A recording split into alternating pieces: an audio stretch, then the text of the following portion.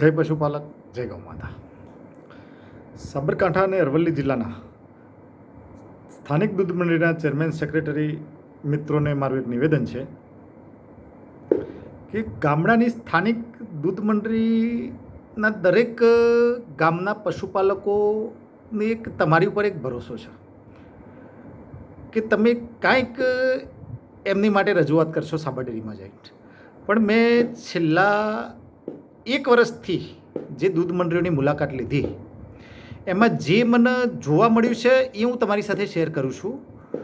એમાં કોઈ પણ મિત્રએ ખોટું લગાડતા નહીં, કારણ કે હું જે બોલું છું એ એકદમ મારો જાતનો અનુભવ બોલું છું. મારા જાતે જે અનુભવ કર્યો છે એ હું તમારી સાથે શેર કરું છું.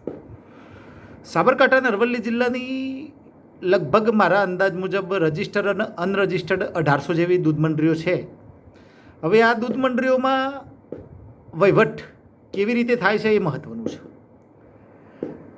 સ્થાનિક દૂધ મંડળીઓમાં ચેરમેન એક નામનું પૂતળું હોય એવું મને લાગે છે.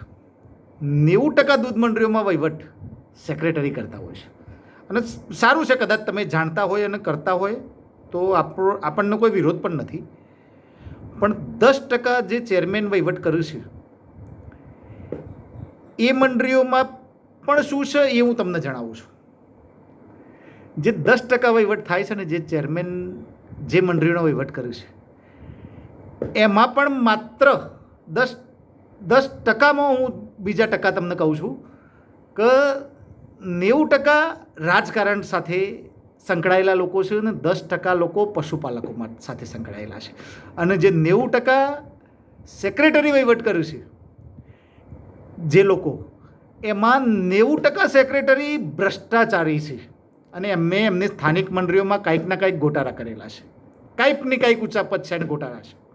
અને 10% જે ક્લીન છે અને ચોખ્ખા છે જે સેક્રેટરી, એ સંગઠન સાથે જોડાયેલા છે.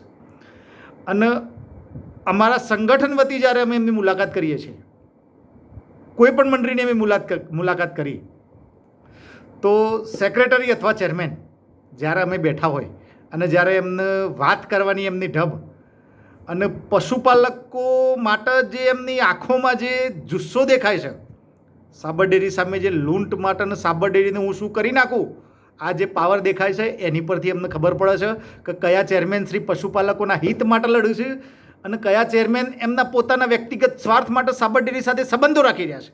આ બધું અમે જાણીએ છીએ. અને સેક્રેટરીશ્રીઓ પણ કયા સેક્રેટરીને મંડળીમાં ગોટાળા કર્યા છે, કયા સેક્રેટરીએ સ્થાનિક મંડળીઓને પણ લૂંટી છે, આ પણ અમે જાણી ગયા છીએ. દરેક લોકોના નામ લેવા એ મને યોગ્ય નથી લાગતું, કારણ કે શંકાના આધારે આપણે નામ લઈ કોઈ ગામને બદનામ કરવું કે કોઈ ગામના સેક્રેટરીને બદનામ કરવા કે કોઈ ચેરમેનને બદનામ કરવા એ આપણું કામ નથી. આપણું કામ તો એક જ છે, આપણો મુદ્દો એક જ છે કે પશુપાલકોને પોસાય એવો દૂધનો ભાવ મળવો જોઈએ. અને આપણે બધાએ સંયુક્ત ભેગા મળીને આ લડત લડવાની છે. એટલે દરેક મિત્રોને મેં પહેલાં પણ જણાવ્યું છે અને આજે પણ જણાવું છું કે તમે જે સંગઠન સાથે નહીં જોડાવા માટે તમે જે અલગ અલગ બહાના બતાવ્યા મને, કમિટીને પૂછીશ, કમિટીને તો પૂછવું પડે, આપણે પણ સમજીએ છીએ કે કોઈ પણ ચેરમેન કે સેક્રેટરી પોતે વ્યક્તિગત નિર્ણય લે એ મને પણ યોગ્ય નથી લાગતું. આપણે કમિટી શા માટે છે? પૂછવા માટે જ છે. તો કમિટીને પૂછવું જોઈએ. પણ કમિટીને પૂછ્યા પછી તમે જે સવાલો કરો છો કે આ ગામ જોડાયું, આવા જે તમારા સવાલો છે ને એ સંગઠનમાં ના જોડાવાના સવાલો છે.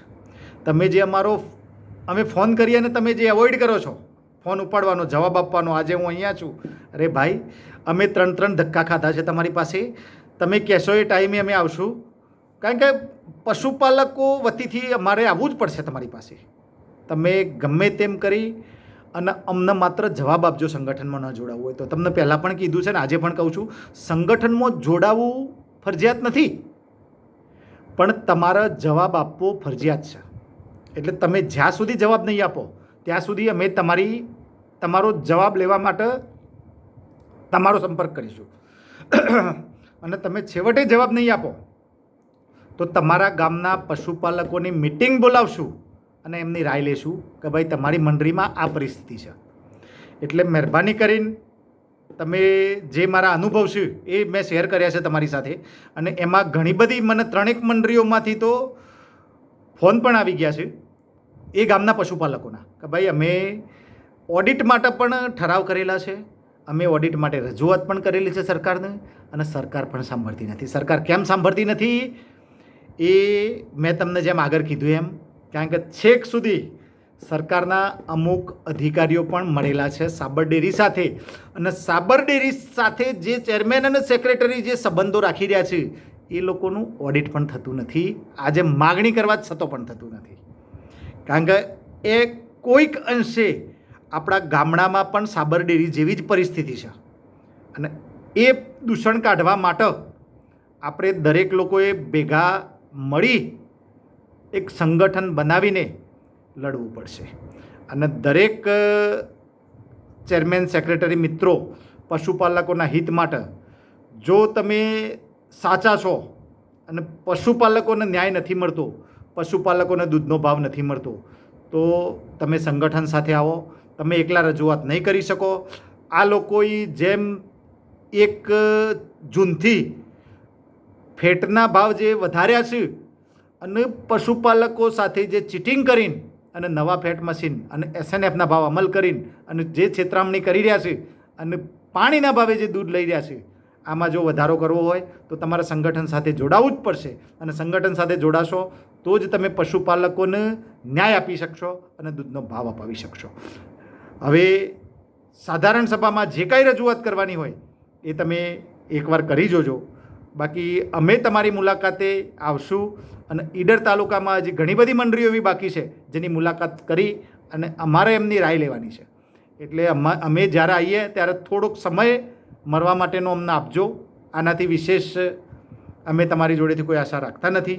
અને પશુપાલકોનું હિત આપણે બધાએ ભેગા મળીને જોવાનું છે અને પશુપાલકોને ભાવ અપાવવાનો છે.